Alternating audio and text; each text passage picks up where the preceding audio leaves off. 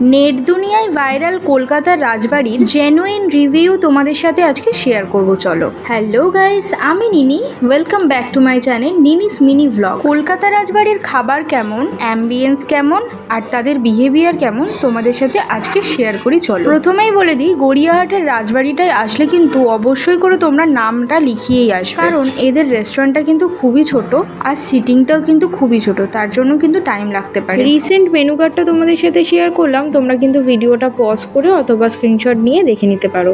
এখানে সবাই কিন্তু মেনলি থালি খেতেই যায়, তবে আলাকার্ট মেনুও রয়েছে, তোমরা কিন্তু চাইলে সেখান থেকেও অর্ডার করতে পারো। এখানের বেশ কিছু থালি কিন্তু শেয়ারেবল, তোমরা কিন্তু অর্ডার করার আগে অবশ্যই জিজ্ঞাসা করে। ওয়েলকাম ড্রিঙ্কস আমাদের দিয়েছিল গন্ধরাজ ঘোল, যেটার মধ্যে হালকা একটা গন্ধরাজের ফ্লেভার থাকলেও খুব একটা কিন্তু টেস্টফুল ছিল না। এরপর স্টার্টার্সে ছিল fish fry and Gondhoraj chicken pakora, যেটা টেস্ট কিন্তু খুবই ভালো। আমরা কিন্তু আজকে নিয়েছিলাম মহারাজা থালি। থালিটা যেহেতু শেয়ারেবল ছিল, তাই জন্য কিন্তু আমরা 3খানা থালি নিয়েছিলাম, আর আমরা ছিলাম 6 জন।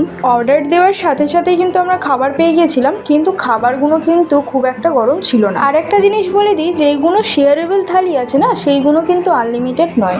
শেয়ারেবল থালিগুলো কিন্তু কখনোই আনলিমিটেড হয় না, তবে কোনো সিঙ্গেল পার্সন যদি সেটা খায় তাহলে কিন্তু সেক্ষেত্রে এটা আনলিমিটেড হয়, তবে সেটা ভেজ আইটেমের উপরে আনলিমিটেড থাকে। এবার চলো শেয়ার করি আমাদের থালিতে কি কি ছিল।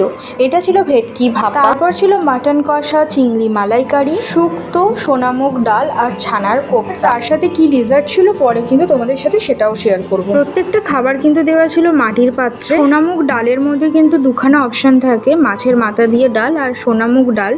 আমাদের কিন্তু এই অপশনের কথা কিছু জিজ্ঞাসা না করে ওরা কিন্তু সোনামুগ ডাল দিয়ে গেছিলো, মাছের মাথার ডালটা দেয়নি।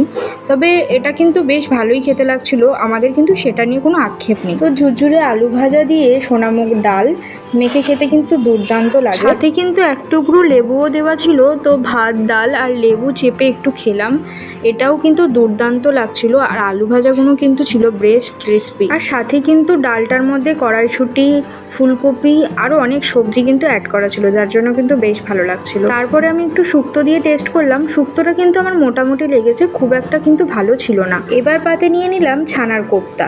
ছানার কোপ্তাটা কিন্তু সব থেকে বেশি ভালো লেগেছিল ভেজ আইটেমগুলোর মধ্যে, আর এটা কিন্তু আমার সব থেকে বেশি ভালো লেগেছিল। আর এই ছানার কোপ্তা দিয়ে ভাতটা কিন্তু ভালো লাগছিল না, তবে পোলাওটা দিয়ে কিন্তু বেশ ভালো লাগছিল, আর এর গ্রেভিটাও কিন্তু বেশ মাখো মাখো টাইপের ছিল।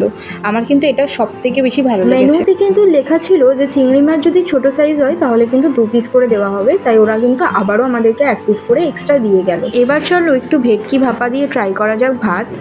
ভেটকি ভাপাটা কিন্তু বেশ ফ্রেশ ছিল মাছটা, আর গ্রেভিটাও কিন্তু খুবই ভালো আর খুবই ঠিক একটা গ্রেভি ছিল, আর এইটা কিন্তু ভাত দিয়ে মেখে দারুণ লাগছিল। আমি তো শুধুই মাছগুলো খেয়ে নিয়েছি, ভাত দিয়ে মাখার মতো সময় আমি দিইনি। যেহেতু আমি মাটন খাই না, তাই মাটনটা আমি খেয়ে তোমাদের দেখাতে পারলাম। আমি আমার ছোটদাকে বললাম কেমন খেতে লেগেছে, তুই রিভিউটা দে। ও কিন্তু বলেছে বেশ ভালো হয়েছিল মাটনটা। চলো এবার পাতে তুলে নিই চিংড়ি মাছের মালাইকারিটা। চিংড়ি মাছের সাইজটা কিন্তু একটু ছোট হলেও ওরা আমাদেরকে কিন্তু 2টো করে দিয়ে গেছিলো, তার জন্য কিন্তু বেশ ভালো লেগেছিল আমাদের।